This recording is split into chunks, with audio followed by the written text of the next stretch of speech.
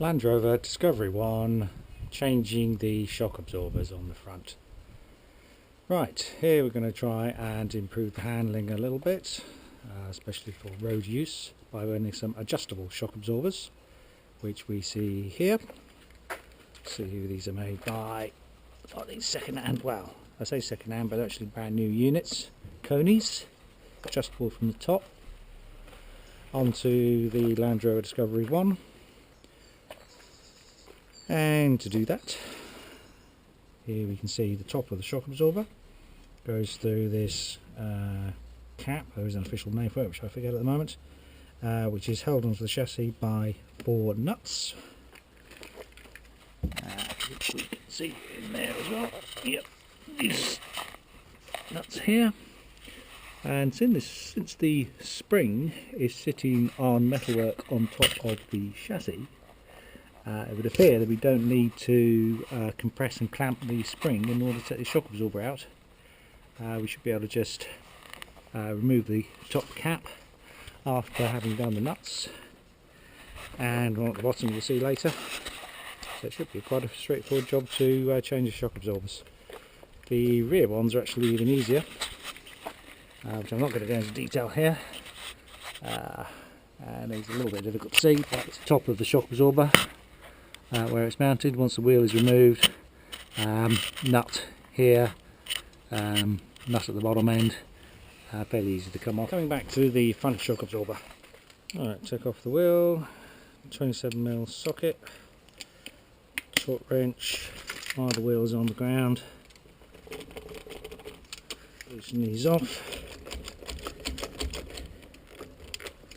Don't undo them too much, because the weight of the vehicle is still on the wheel and nuts.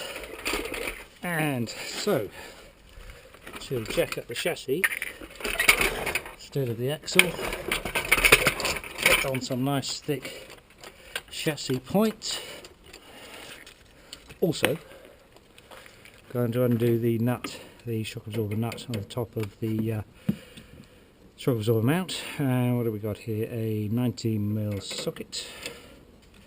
The reason I'm doing it now is there will be a lot of force on the shock absorber, which will hopefully prevent it from turning, which will mean hopefully I can undo the nut without having to grip the top of the shock absorber by this little protrusion out the top, which is normally very difficult to do. Let's just see. Is that undone? Not sure. Let's remember the position of that, see if it's actually turning. No, it's not, which means the nut must be undoing. Right, that's the top of the shock absorber detached. Not under a lot of pressure, you can see it moves a little bit. And let's think. Yeah, I think now we'll do the jacking up, move the wheel, and now it is actually starting to lift. That should be sufficient. Check the jack is still good. Now we're going to do the nuts. So, next job is to undo this nut. Hopefully you can see that. This nut at the bottom of the shock absorber. I'm thinking I will put it on axle stands now, because we've taken the wheel off. So that would be quite a fall if that jack did give way.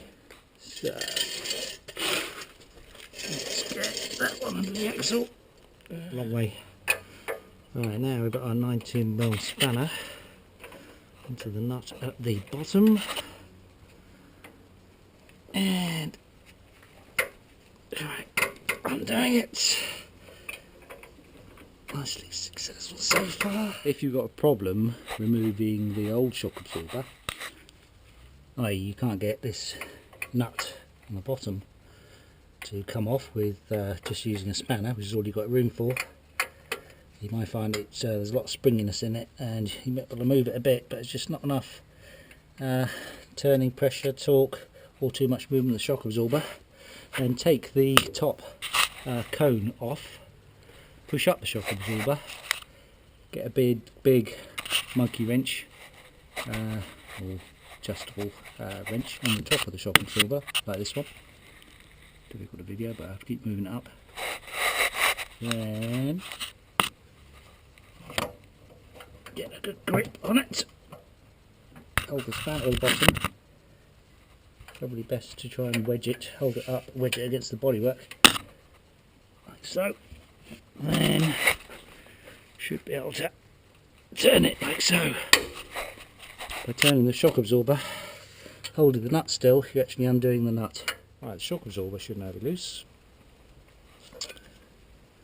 which with a little bit of levering, should loosen up. Probably have to wiggle it around a little bit once I take the cap off, so that's the next job. Some of these we're going to have to get from above with some of these extender bars. I think these ones hopefully we can get from here. Yep. Yeah, undo nicely.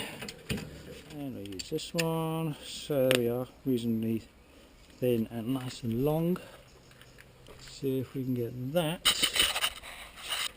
Ooh, it's high up now. Actually, it's a lot easier than I thought. Might use the tool.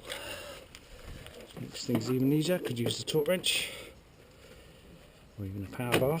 Right, is it coming off? Hopefully. Yep, there's that one off. Just need to get it out now. Screw it back onto one of those. Should be able to pull out the socket. There we go. Okay, there's that one off. There's a slight difficulty is how we get that off over the top of the shock absorber. Push the shock absorber down and slide her out. That seems to be the easiest. Right, there we go. Keep that the same way around. Not that it really matters. Right, now one should, probably again with a bit of levering. There we go. We should be able to get the shock absorber out, which we can indeed. Lift that one out. Take off the top rubber and cap. And same at the bottom. Oh, let's pull the shroud off first. There we go. Fit the new shock absorber. Yeah, I think height-wise that's not going to be too bad once the cap is fitted. So here we go. Let's get the new rubber bush, steel washer and nuts fitted. And try not to get too far underneath. But I need to lean over a little bit. Let's lift up the shock absorber. This time I'm going to have to fit the cap from the top, I believe. Let's just make sure it's all clean inside, which it is. Look at that lovely condition. Very nice for 18-year-old. Nice thick metal. It's the beauty about Land Rovers. Everything is lovely and thick. Of course they do rust eventually. Depends how well they're looked after, of course.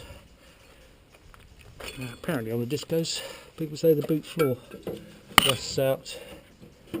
Hasn't been a problem on this one, at least up until now, and hopefully still not now, mainly because it's got a spoiler on the roof at the top, which I believe diverts, or rather not diverts, shrouds the back door, and an additional help to stop water getting past the rear door seal.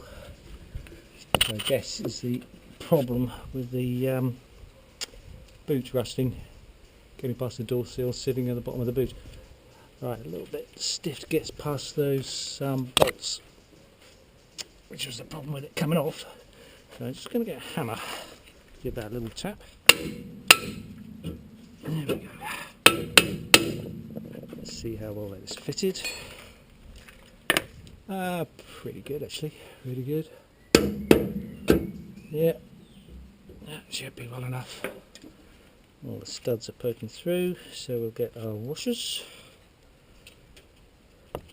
and our nuts. Those back on again. See how easy this job is. I needed to touch the road spring, which is great. Which you're normally on most ordinary cars with normal things, McPherson struts on the front.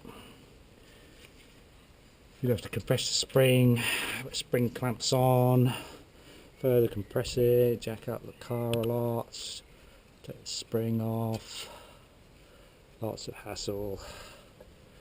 Up here it's actually quite nice design. The mount for the shock absorber is different from the spring. So just matter of putting the nuts back on again, tightening everything up to the right torque now. Up. New bush and cap. Put that on, make sure that's seated properly, which it is now. And 2 new nuts. So we'll tighten it to 27 pound-foot and just look at how much that rubber bush compresses and bulges out. Then tighten it to a similar amount of bulging on the one underneath. Let's just see if that top shaft is turning or not. No, it's not. So you can see it's got a little line on it. I'll just check the position after each turn. Make sure it's not turning, which is not, which is good. I think that'll do. Certainly don't want to compress it any more than that because the metal washer starts to get far too close to the metalwork of the shock mount. So I think that's nicely mounted enough, fairly tight obviously. And now I need to get a spanner, 50 pound-foot, that'll do. And the rubber bushes showing some signs of bulging, probably. When they say bulging out, so the bush is as wide as the metal washer. That is above and below it. It's probably about the right sort of torque.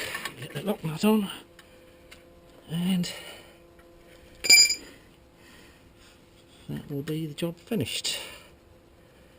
So, quite an easy job. Changing the front shock absorbers. Don't know how long it's taken, probably half an hour or so. Now I just need to get 2 spanners, tighten those 2 nuts up against each other, and job done. New shock absorber. Don't forget to do the other side. Both sides should be matched equally together, otherwise the suspension will feel a bit odd. Okay, thanks for watching.